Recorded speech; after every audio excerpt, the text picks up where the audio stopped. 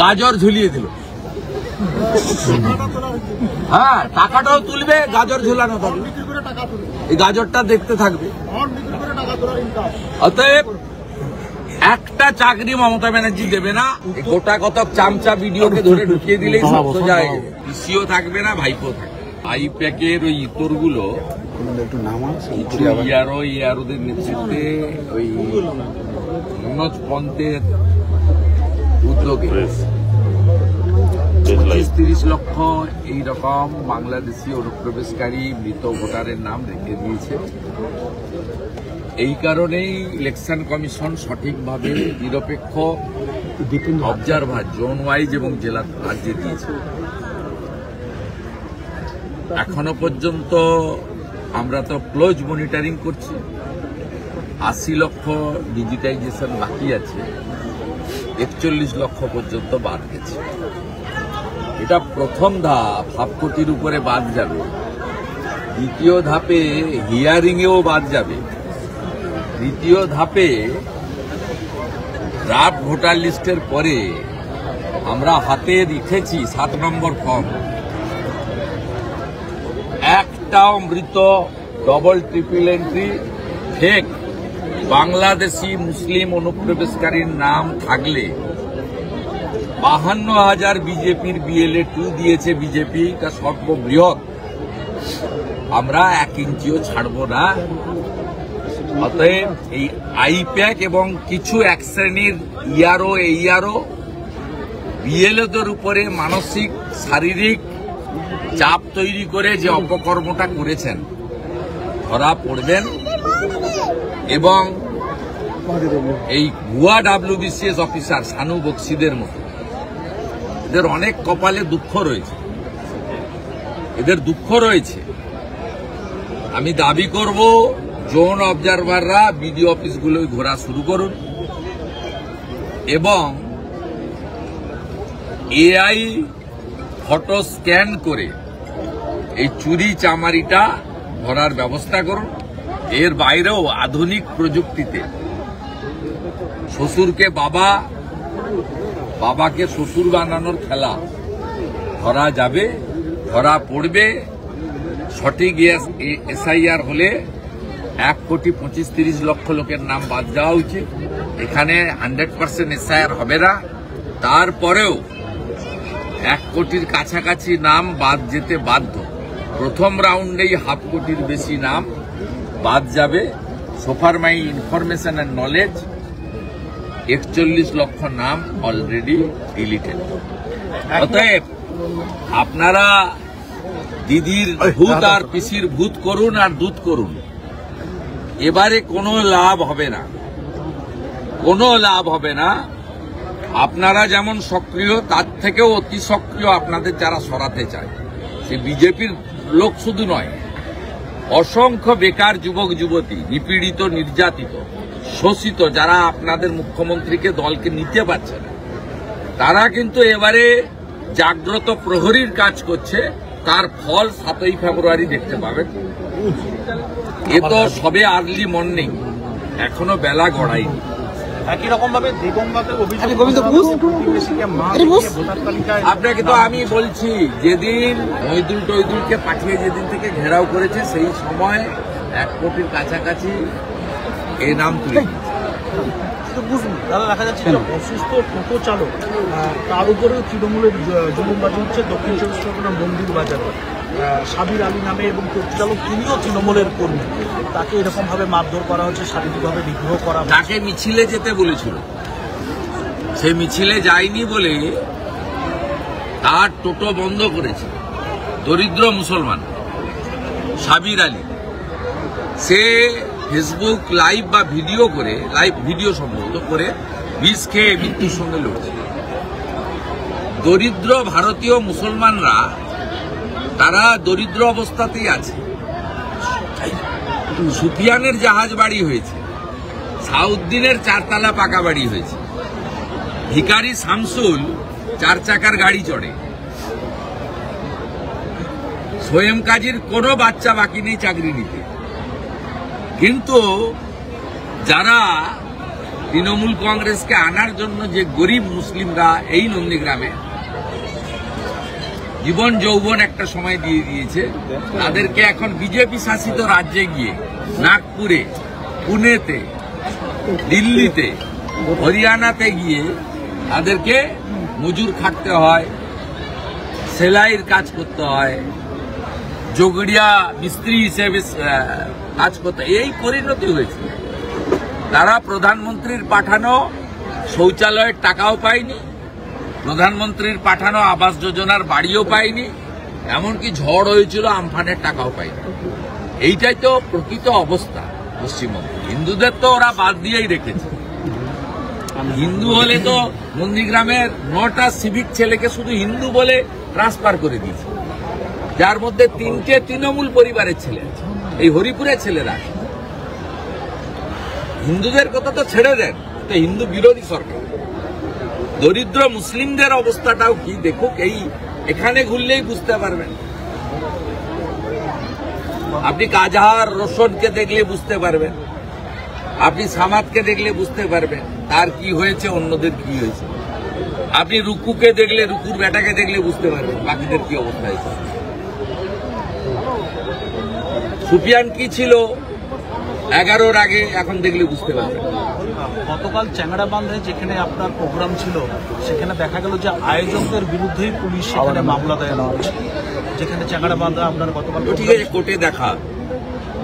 ওখানে একটা additional SP আছে, কি নাম বলছিল, সন্দীপ নাকি, ও মনে হয় এসপি হতে চায়, নাম্বার বাড়াতে। এরা জানে না এপ্রিল মাসের পরে পিসিও থাকবে না, ভাইপো থাকবে। আমি অনেক এরকম দেখেছি, বুঝেছেন, যারা দেখেনি তারা বুঝতে পারবে। আমি এখানে 17 জন আইপিএস অফিসারকে দেখেছি। যেদিন আন্দোলন শুরু হয় বামনচকে 2007 তেসরা জানুয়ারি, সেদিন আমি কথা বলতে চেয়েছিলাম ডিআইজি মেদিনীপুরের রমেশ বাবু। আমি তখন তো এইসব হোয়াটসঅ্যাপ ইত্যাদি চলে না, আমি কথা বলতে চেয়েছিলাম থানার ল্যান্ড ফোনে ফোন করে, উনি কথা বলতে চাইলেন না। আমি যখন রিয়াপাড়া পর্যন্ত গেছি, উনি যখন ওখানে চৌরঙ্গি বাজারে তাড়া খেয়েছেন হাজার হাজার লোকের, তখন রিয়াপাড়াতে আমাকে খবর পাঠাচ্ছেন যে আপনি আসুন, আপনার সাথে। এরা জানে এদেরকে কিভাবে টাইট দিলে করতে হয়। যারা একটা সময় আমার রাস্তা আটকাতো, পুলিশের আইপিএস অফিসাররা, তারা 11 সালের পরে আমাকে স্যালুট দিয়েছে। আবার ভারতীয় জনতা পার্টি করার পরে যারা আমাকে বাধা দিচ্ছে, এখালি ব্রিজে আমাকে তেরঙ্গা যাত্রা জাতীয় পতাকা নিয়ে স্বাধীনতা দিবসের আগের দিন বাধা দিয়েছে, যে এখন রাজ্যপালের সঙ্গে ঘুরে দেখবেন এই হেডসেপ অফিসারটা, এই রাহুল পান্ডে নাকি নাম, তিনি এখানকার এসডিপি ছিলেন, তিনি ওখানে বাধা দিয়েছেন। সঙ্গে এখানে ডিসি সেন্ট্রাল যিনি হয়েছেন কলকাতায়, তিনি ছিলেন। তারা আমাকে বাধা দিয়েছে। আমার কাছে ছবি আছে জাতীয় পতাকার মিছিলে, হ্যাঁ, বাধা দিয়েছিল। এরা জাতীয় পতাকা মিছিল করছে। এদের অবস্থা আপনি 2026-এর এপ্রিল মাসের পরে দেখবেন। দাদা, আগামীকাল বৈঠক রয়েছে। আজ একেবারে ময়দানে নির্বাচন কমিশনের নির্দেশে এরাজ্যে এসআইআর কাজ যেমন চলছে তা দেখতে একেবারে মাঠে নেমে পড়লেন সুব্রত গুপ্ত, এবং প্রথম দিনই তিনি দক্ষিণ 24 পরগনা যাচ্ছেন। সবচেয়ে চুরি ওখানে যেতে বলুন, ফলতা, মগরাহাট, ডায়মন্ড হারবার, ভালো করে ঘুরতে বলুন। সবচেয়ে বেশি চুরি ওখানে। এই শানু বক্সি সাদা খাতার ভিডিও তো সব বিএলওকে ডেকে বলেছে, পিএলও তো ফর্ম ফিল আপ করতে হবে না, দিয়ে যান, আমরা ফোন করি। ওটিপি দিয়ে দিয়েছে আইপ্যাকের লোকেদের। কি পার পেয়ে যাবে নি, ধরা হবে। 52 জন বিহারে জেলে আছে। গোটা কতক চামচা ভিডিওকে ধরে ঢুকিয়ে দিলেই সব সোজা হয়ে যাবে। এখানে একটা বেছে নন্দীগ্রাম ওয়ানে ভিডিও পাঠিয়েছে, সে মনসুরের তৃণমূলের দ্বন্দ্ব মিটাচ্ছে।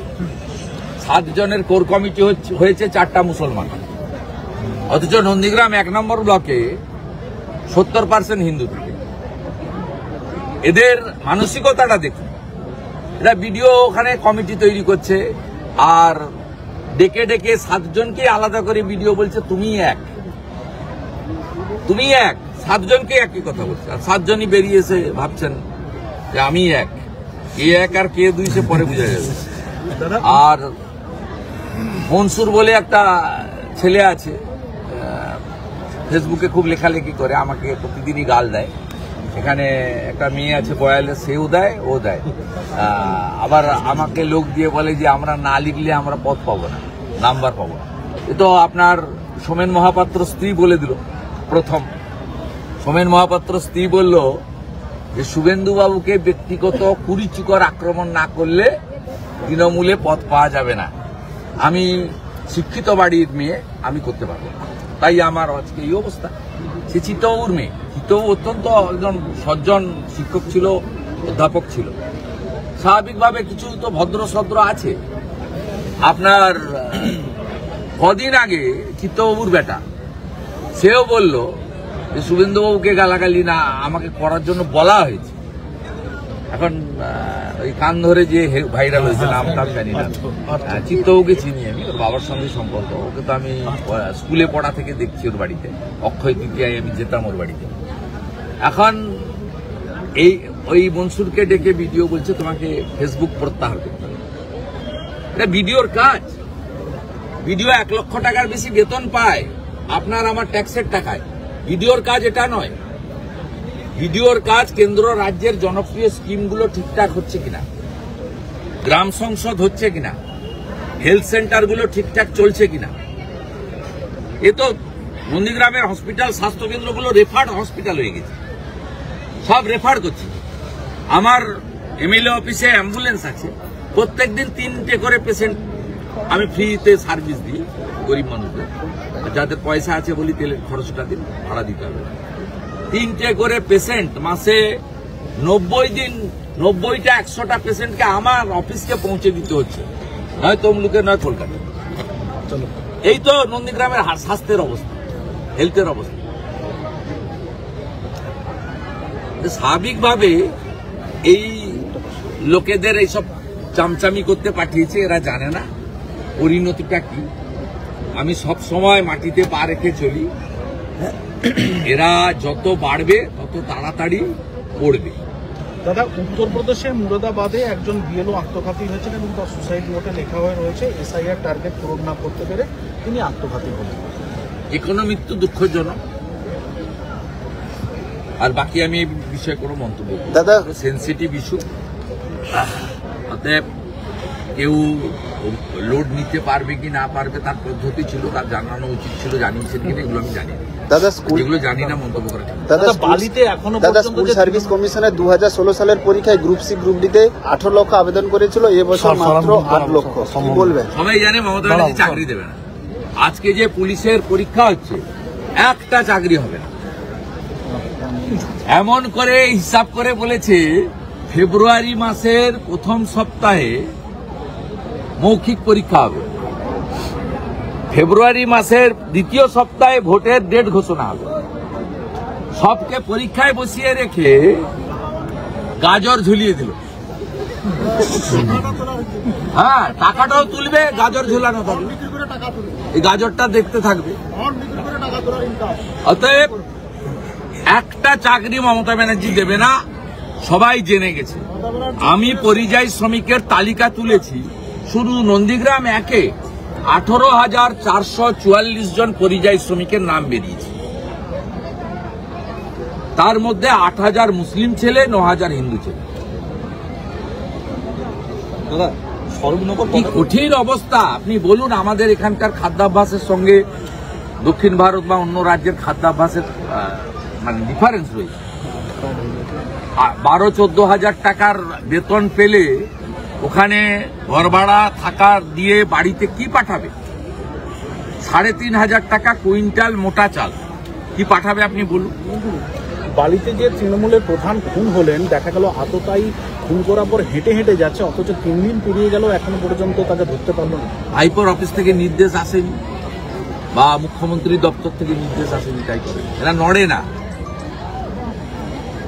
এরা নড়ে না। পুলিশের কাজ কি দেখলেন? এখানে একজন মাসুদ বলে জঙ্গি প্রধানকে আক্রমণ করল, ভিডিও ফুটেজে দেখা যাচ্ছে।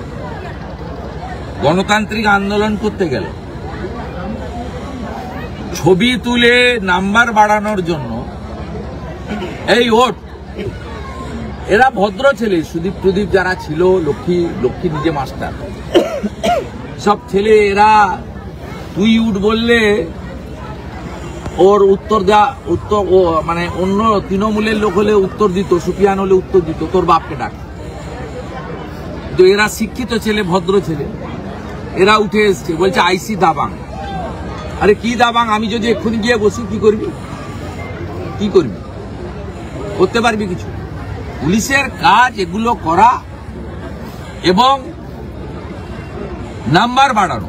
এই নন্দীগ্রামে টাকা তোলার জায়গা নেই, জাতীয় সড়ক নেই, বর্ডার নয়, গরু পাচার করতে পারবে না। কতগুলো লটারি চালায় পুলিশ জানেন? মারা আছেন। কতগুলো বেআইনি মদের ঠেক আছে বলুন। সব পুলিশ গিয়ে হপ্তা নিয়ে আসে, সপ্তাহে 10,000, মাসে 30,000 করে টাকা তুলে নিয়ে আসে। এই কাজটা করে বলে আজকে বালি বলুন আর খালিও বলুন, সব জায়গায় একই জিনিস হচ্ছে। কোন রাজ্যে পুলিশের নিজস্ব কিছু কাজ থাকে, সরকারের কিছু কাজ পুলিশকে করতে হয়, কিন্তু এরা বিএনএস ভারতীয় ন্যায় সংহিতা অনুযায়ী কাজ করে না, আর সরকারের কাজ করে না, দলের কাজ করে, তোলে, আর পুলিশের নিচের তলা নয়, আধিকারিকরা তার বেতনটা অ্যাকাউন্টে রাখে, হাত দেয় না। বেতনের বাইরে যে অর্থ আসে সেই অর্থ দিয়ে নিজের বাচ্চাকে ইংলিশ মিডিয়ামে পড়ায়, বউকে গয়না কিনে দেয়, আর যত রকম লাক্সুরিয়াস লাইফ লিভ করা যায় সেটা করে এই আধিকারিকরা। নিচের তলার পুলিশ দিয়ে পায় না, রেশন পায় না, তাদের অবস্থা কঠিন হচ্ছে ও তারা বিপদে পড়েছে। কলকাতাতে ফের নারী সুরক্ষা নিয়ে প্রশ্ন উঠছে, সেখানে মহিলাকে একেবারে জোর করে তুলে নিয়ে গিয়ে শ্লীলতাহানির মতনও ঘটনা ঘটছে। যারা বাংলার মেয়েকে ভোট দিয়েছিলেন, নন্দীগ্রাম যায়নি, যারা বাংলার মেয়েকে ভোট দিয়েছিলেন তারা বুঝুক, অভয়া থেকে দুর্গাপুর এর সমাধান একটাই, no vote to Mamata. Swarupnagar border দিয়ে প্রচুর লোক বাংলাদেশ চলে যাচ্ছে, গ্রামের পর গ্রাম খালি হয়ে যাচ্ছে। এরা কারা, কিভাবে বাংলাদেশে যাচ্ছে, কে যেতে সাহায্য করছে? এরা বাংলাদেশি অবৈধ অনুপ্রবেশকারী। বাংলাদেশ থেকে দু ধরনের লোক পশ্চিমবঙ্গে ভারতে এসছে। একটা হিন্দুরা এসছে ধর্ম বাঁচানোর জন্য, কপালে টিকা পরে, মাথায় শিখা রাখে, ধুতি আছে, তুলসী মালা, আচার মালা আছে, মেয়েদের শাখা পলা সিঁদুর আছে, ধর্ম বাঁচানোর জন্য। এগুলো বাঁচানোর জন্য তারা এসেছে জমি ভিটা ছেড়ে, তাদেরকে বলা হয় শরণার্থী। 31/12/2024 পর্যন্ত যারা ধর্মীয় উৎপীড়নের কারণে ভারতে এসছেন, মোদীজি তাদেরকে বলেছেন সুরক্ষিত, কোনো কেস করা যাবে না, গ্রেপ্তার করা যাবে না। আর এই যে লোকরা এসছে এরা হচ্ছে বাংলাদেশি মুসলিম অনুপ্রবেশকারী এবং কিছুটা অংশ মায়ানমার থেকে বাংলাদেশের কক্সবাজার হয়ে ঢুকেছে রোহিঙ্গা। এদের ভারতবর্ষ নেবে না। এখানে মূলত ভোট ব্যাংকের জন্য, মিছিল মিটিংয়ে ভিড় বাড়ানোর জন্য অর্থের বিনিময়ে তৃণমূল কংগ্রেস সরকার, তার পঞ্চায়েত কাউন্সিলররা তাকে রেসিডেন্সিয়াল সার্টিফিকেট দিয়েছে, রেশন কার্ড করে দিয়েছে, আধার কার্ড করে দিয়েছে এবং ফাইনালি ভোটার লিস্টে নাম তুলে দিয়েছে। এই লোকেরা এসআইআরে বিপদে পড়েছে এবং তাদেরকে যে নথি জমা দিতে হবে সেই নথি তাদের কাছে নেই, তারা ভারতীয় নয়।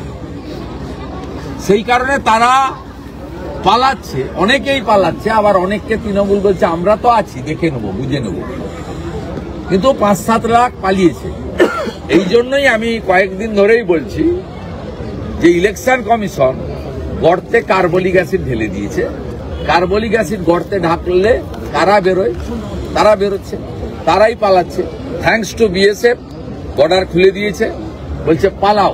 আমার অনেক বন্ধু বলে যেতে দিচ্ছেন কেন, এখানে রাখলে? আমি বলছি রাখবো কেন, আমার ভাত আর ডাল খাবে কেন? তো ভারতের ভাত ডাল, ভারতীয় হিন্দুদেরও, ভারতীয় মুসলমানেরও, কিন্তু অভারতীয়কে আমি কেন খাবো? সে তো আমার চাল ডাল, আমার পোশাকে ভাগ নিবে, আমি এটা করতে দেবো না। তাই ভাগল বা যত তাড়াতাড়ি ভেগে যায় পালাও, তাড়াতাড়ি পালাও, তাড়াতাড়ি পালাও, নইলে ডিটেক্ট হচ্ছ, ভোটার লিস্টে ডিলিট হবে, আর বিজেপি আসার পরে ডিপোর্ট করবে। ডিপোর্ট করবে মানে জানেন, গুজরাট করেছে 3 লক্ষ ডিপোর্ট করবে। কোন অভারতীয় পশ্চিমবঙ্গে থাকবে না। এই পশ্চিমবঙ্গ তৈরি হয়েছে বাঙালি হিন্দুদের জন্য। তৈরি করেছেন ডক্টর শ্যামাপ্রসাদ মুখার্জি এবং স্বামী প্রণবানন্দ। মোহাম্মদ আলী জিন্না বলেছিলেন কলকাতা চাই পাকিস্তানে।